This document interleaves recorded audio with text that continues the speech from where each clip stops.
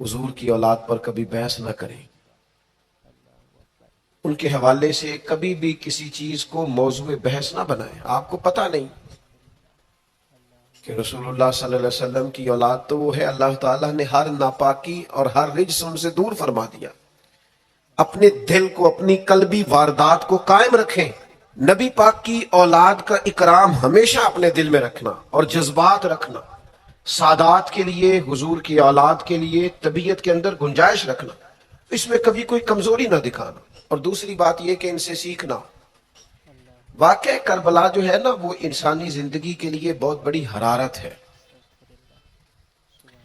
ہمارا ایک مزاج بن گیا ہے کہ ہم نہ مشقت کے قائل اور عادی نہیں رہے، سکون تلاش کرتے ہیں۔ اب تو ڈھیر سارے لوگ ایسے ہیں کہ ذرا کوئی مصیبت آئی نہیں تو ان کے ہاتھ پیر پھولنے شروع ہو جاتے ہیں۔ انجانہ خوف اور بے مقصد قسم کی باتیں لوگوں کو ڈراتی ہیں۔ اور پھر میں نے دیکھا ہے کہ اگر ان کو اپنی ذات کے لیے، اپنی اولاد کے لیے، اپنے گھر کے لیے سکون مل گیا ہے، آسودگی مل گئی ہے، وسائل جمع ہو گئے، تو کہتے ہیں مجھے کیا مصیبت بنی ہوئی ہے، اب میں جاؤں، بس کافی ہے۔ قوم کے بچوں کے لیے، ملت کے لیے، وطن کے لیے، دین کے لیے کون جد و جہد کرے؟ میرا گھر سکھی ہے، آسانی ہے، لہذا مجھے مشقت میں پڑنے کی کیا ضرورت ہے؟ کوشش نہیں کرتے لوگ۔ یاد رکھنا، اللہ تعالیٰ نے نا انسان کو پیدا ہی مشقت میں کیا، یہ مشقت میں ہے۔ رب فرماتے ہیں میں نے اس کی پیدائش، اس کا خمیر ہی مشقت والا بنایا۔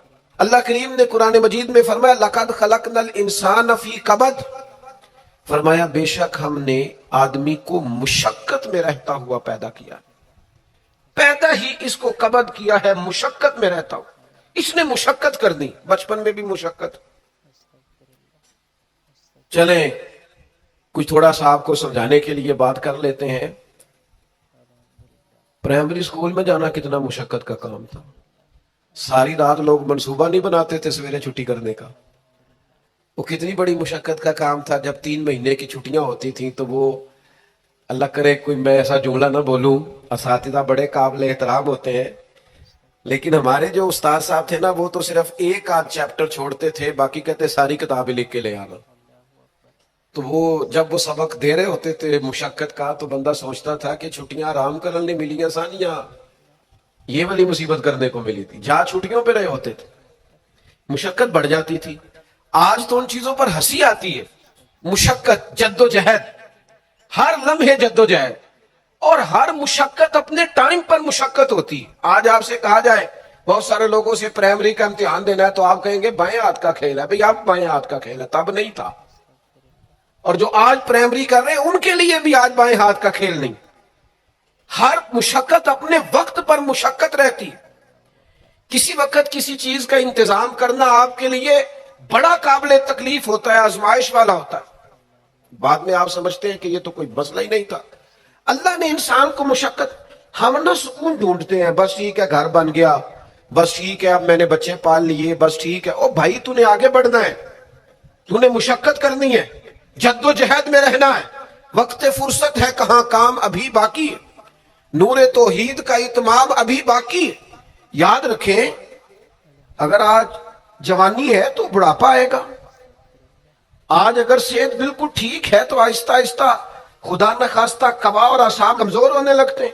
ہمیں نا ذہنی طور پر تیار رہنا ہے۔ لوگ کہتے ہیں جناب پتہ نہیں میں بڑا پریشان ہوں، ایک مشکل ختم ہوتی ہے دوسری شروع ہو جاتی ہے۔ میں نے کہا یہ مشکل نہیں، یہی تو مزہ ہے زندگی کا۔ اللہ کہتا ہے میں نے تجھے مشقت میں پیدا کیا ہے، اور تو کہتا ہے کہ آسانی ہو جائے۔ اب یہ تو نہیں نہ ہوگا، جس نے جیسا پیدا کیا ہے بات تو اس قادر مطلق کی چلے گی، تیری نہیں چلے گی جب اس نے پیدا ہی مشقت میں کیا ہے۔ حضرت زید بن ارقم رضی اللہ تعالیٰ عنہ بیمار تھے۔ یہ ذرا بات سننا میرے کریم کی۔ اللہ کے پیارے حبیب علیہ السلام تیمارداری کے لیے تشریف لے گئے تو حضور سید عالم علیہ السلام نے جا کر جناب زید بن ارقم کی طبیعت کو دیکھا تو کمزوری تھی اور وہ پریشان بھی تھے۔ تو حضور علیہ السلام کو اللہ تعالیٰ نے غیب کے خزانوں کی کنجیاں عطا فرمائی ہیں۔ قریب مسکرا کے فرمانے لگے زید اس بیماری سے پریشان نہ ہو، اس سے تو آپ نے ٹھیک ہو جانا ہے۔ اس روایت پر خاص غور کرنا کیا کہہ رہا ہوں۔ فرمایا اس سے آپ نے پریشان نہیں ہونا، اس سے تو آپ نے ٹھیک ہو جانا ہے، مسئلہ ہی نہیں۔ ہاں اس کے بعد ایک وقت آئے گا آپ کی آنکھوں کی بینائی رخصت ہو جائے گی اور عمر بھی آپ کی لمبی ہوگی، یعنی ایک بڑھاپا، ایک نظر چلی جائے گی. اب آپ یہاں غور کریں سرکار تربیت کیا کر رہے ہیں. حضور فرما رہے ہیں یہ جو مشکل ہے یہ تو گزرنے والی ہے, اس کے بعد جو مشکل آنے والی ہے وہ اس سے بڑی ہے. فرمایا زید اس کے بعد آپ کی بینائی چلی جائے گی اور عمر بھی لمبی ہوگی, تو بتائیے اس وقت کیا کریں گے. تو حضرت زید بن ارقم رضی اللہ تعالیٰ عنہ عرض کرنے لگے یا رسول اللہ میں اللہ کی رضا پر ثواب کی نیت سے صبر کروں گا. مانا کیا ہے, دکھ قبول محمد بخشا راضی رہن پیارے. ٹھیک ہے اگر بینائی جائے گی اور بڑھاپا آئے گا تو قبول کریں گے, رب کی رضا کے لیے ثواب کی نیت سے صبر کریں گے. ایسے بھی کبھی دنیا میں میدان لگتے ہوں گے کہ بیماری آئے گی, بتایا جا رہا ہے اور پوچھا جا رہا ہے کہ تو کیا کرے گا, تو بتا رہے یا رسول اللہ صبر کروں گا, تو نتیجہ بھی وہی بیان ہو رہا ہے. یعنی سارا سودا نقد و نقد. اسی وقت ہتھیلی پہ سرسوں جم رہی ہے. حضور نے فرمایا کیا کرو گے, یا رسول اللہ صبر کروں گا اللہ کی رضا کے لیے ثواب کی نیت سے.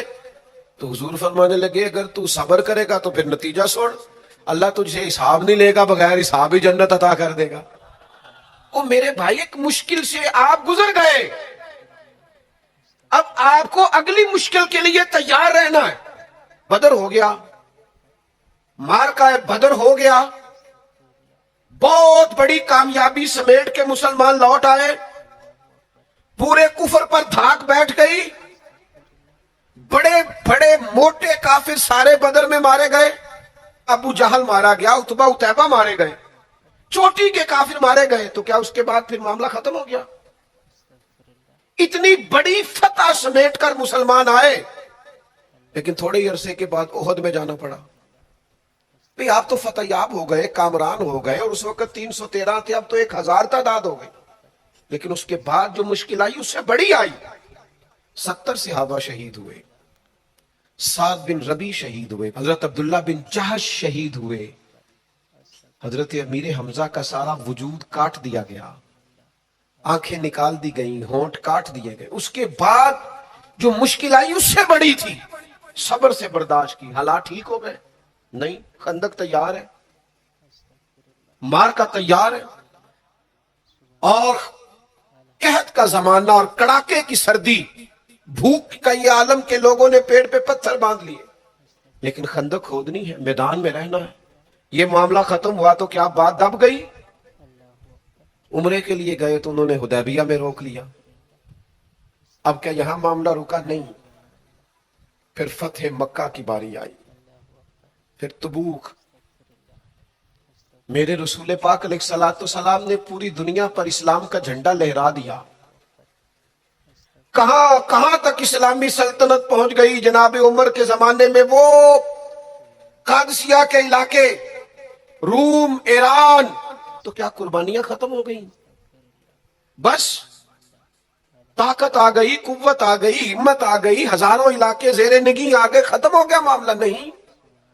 جناب عمر شہید ہوئے, پھر حضرت عثمان شہید ہوئے. نہ پلٹ کے جا کے ماں کے پلو میں چھپنے کا موقع, نہ حسن موجود ہے کہ بڑے بھائی سے مشورہ لے لیا جائے, کوئی نہیں. یہ کون ہے اٹا ہوا, غبار میں اٹا ہوا؟ یہ نبی کا نور عین ہے, یہ بالیقین حسین ہے اکیلے, اور باقی جتنے تھے وہ سارے چھوٹے تھے. وہ بڑا مشکل کام ہو جاتا ہے جب آپ سب سے بڑے ہو جائیں اور صرف آپ کو تسلی دینی ہے, صرف آپ کو دوسروں کو سنبھالنا ہے. وہ بڑا مشکل مرحلہ ہوتا ہے. لیکن امام حسین نے اس مشکل مرحلے کو اس طرح گزارا کہ وہ بڑے تھے نا. بس اتنا کہوں گا کہ حسین وہاں پر شکر کرتے تھے جہاں پر صبر مشکل تھا, وہاں پر شکر کرتے تھے جہاں پر صبر مشکل تھا. جہاں صبر مشکل سے ہوتا ہے وہ وہاں گردن جھکا کے کہتے تھے آمنا وصدقنا, ٹھیک ہے, دکھ قبول محمد بخشا, بس راضی رہن پیارے. آپ اس بات کو یاد رکھیں اور اس کو اچھی طرح سمجھ لیں. کہ آپ جب تک مزاج مشقت کا نہیں بناتے، ایک کے بعد دوسری، دوسری کے بعد تیسری، تیسری کے بعد چوتھی مشقتیں راہ دیکھ رہی، اور جو مشقتوں کے عادی نہیں وہ پھر پچھلی صفوں میں ہے، جو مشقتوں کے عادی نہیں وہ پھر کسی صورت بھی نہ نام بنا سکتے ہیں نہ کام کر سکتے ہیں۔ جس کو آرام کرنا ہے، جس کو سکون سے سونا ہے، وہ منزل نہیں پا سکتا۔ آپ کو آگے بڑھنا ہے، آپ کو جد و جہد کرنی ہے، آپ کو کوشش کرنی ہے، آپ کو باہمت رہنا ہے۔ حضرت عمر سے کسی نے کہا تھا کہ میں آپ سے ملنا تو چاہتا تھا، پر دوپہر کا ٹائم تھا، میں آیا نہیں، کہیں آپ سو نہ رہے ہو۔ تو جناب عمر رو پڑے، فرمانے لگے سویا کرتا تھا کبھی، جب سے ابو بکر یہ چابیاں میرے ہاتھ میں دے گئے ہیں نا، تو دن کی بات کرتا ہے، میں رات کو نہیں سو پاتا، اٹھ اٹھ کے حضور کی امت کی خبرگیری کرتا ہوں۔ رات جگہ میرا نصیب بن گئے ہیں، آنکھوں کی نیند رخصت ہو گئی ہے، لہجوں میں آرام نکل گیا ہے۔ او بھائی، جب آپ کو جد و جہد کرنی ہے، جب آپ کو آگے بڑھنا ہے، ذہن بناؤ یار، طبیعت بناؤ، آگے بڑھنا ہے، مشقت کرنی، نیند تھوڑی کم لینی ہے، زبان کے ذائقے مزے کے کھانے تھوڑے کم کرنے۔ ہم نے اپنی مرضی سے وہ لیٹے ہیں، وہ آرام کر رہے ہیں، اسے تھوڑا اٹھ کر سوچنا۔ امام علی مقام کا پیغام یہ ہے کہ تو بڑا تب بنے گا جب تیری زندگی محنت والی، کوشش والی، جد و جہد والی ہوگی۔ اور پھر اس کے بعد کیا کرنا ہے؟ ایک کوشش کرنی ہے، اس کے بعد اگلا کام یہ ہے کہ جہاں رب رکھے نا وہاں رہنا بھی ہے، اس کی رضا پہ۔ جب آپ مسلمان ہوتے ہیں نا، کلمہ پڑھتے ہیں، تو ہم اعلان کرتے ہیں آج کے بعد فیصلے میرے نہیں چلیں گے، فیصلے اللہ کے چلیں گے۔ لیکن پریشانی پتہ کب ہوتی ہے؟ جب ہم فیصلہ اپنی مرضی کا مانگتے ہیں۔ او بھائی، جب تو مالک کا غلام ہے، بندہ ہے، تو پھر دکھ کس چیز کا نام ہے؟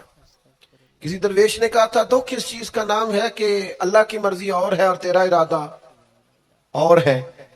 تو کہتا ہے بات اس طرح بنے جس طرح میں چاہتا ہوں، اور رب کہتا ہے نہیں میں نے فیصلہ کر لیا ہے، پھر تو دکھی ہوتا ہے۔ سکھی بلا کون ہوتا ہے؟ جو رب کر دے وہ کہے بالکل ٹھیک ہے، وہ کہے بالکل۔ اور قرآن مجید نے اسے بیان کیا، رضی اللہ عنہم ورضوا عنہ۔ یہ کربلا کا دوسرا پہلو، ایک پہلو مشقت جد و جہد، ایک پہلو یہ کہ رضی اللہ عنہم ورضوا عنہ۔ اللہ کہتا ہے میرے بندوں کی شان یہ ہے کہ اللہ ان سے راضی ہے اور وہ اللہ سے راضی ہے۔ اللہ ان سے راضی ہے اور وہ بھی راضی ہے اللہ سے۔ اللہ نے جہاں رکھا ہے وہ اللہ سے، ایک پہلو یہ ہے کہ اللہ راضی ہو جائے، ایک پہلو یہ ہے کہ بندہ راضی ہو جائے۔ رب فرماتا ہے ذالک الفوز العظیم، وہ اللہ سے راضی، اللہ ان سے راضی، یہ بہت بڑی کامیابی ہے۔ امام محمد غزالی رحمت اللہ علیہ سے کسی نے کہا تھا زیادہ مشکل کیا ہے، اللہ کا راضی ہونا کہ بندے کا؟ تو امام صاحب فرمانے لگے رب تو مہربانی بڑا ہے، بڑی جلدی راضی ہو جاتا ہے۔ دو صرف آنسو بہائے، سچی توبہ کے مالک راضی ہے۔ کسی غریب کی مدد کر دے اخلاص سے، اللہ راضی ہے، اللہ تو جلدی راضی ہو جاتا ہے۔ مشکل یہ ہے کہ بندہ نہیں راضی ہوتا۔ یہ اس نے ہر روز ایک نئی امید لگائی ہوئی ہے، ہر روز اس کا نیا رنگ ہے، یہ راضی نہیں ہوتا۔ حضرت موسیٰ علیہ السلام نے اللہ کی بارگاہ میں عرض کی، مالک میری قوم یہ عرض کرتی ہے کہ تو بتا تو ہم سے کیسے راضی ہوگا۔ حضرت موسیٰ اپنی قوم کی عرض لے کر مالک کی بارگاہ میں کوہ طور پہ حاضر ہے۔ او یارو اسے دل کی تختی پہ لکھ لینا۔ عرض کی مالک میری قوم کہتی ہے رب کریم کے حضور عرض کریں کہ ہمیں بتائے ہمارا رب ہم سے کیسے راضی ہوگا۔ تو حضرت کلیم کہتے ہیں جب رب کی بارگاہ میں عرض کیا تو مالک نے فرمایا ان سے جا کے کہو وہ مجھ سے راضی ہو جائیں، بس وہ راضی ہو جائیں میں بھی ان سے راضی ہو جاؤں گا۔ حضرت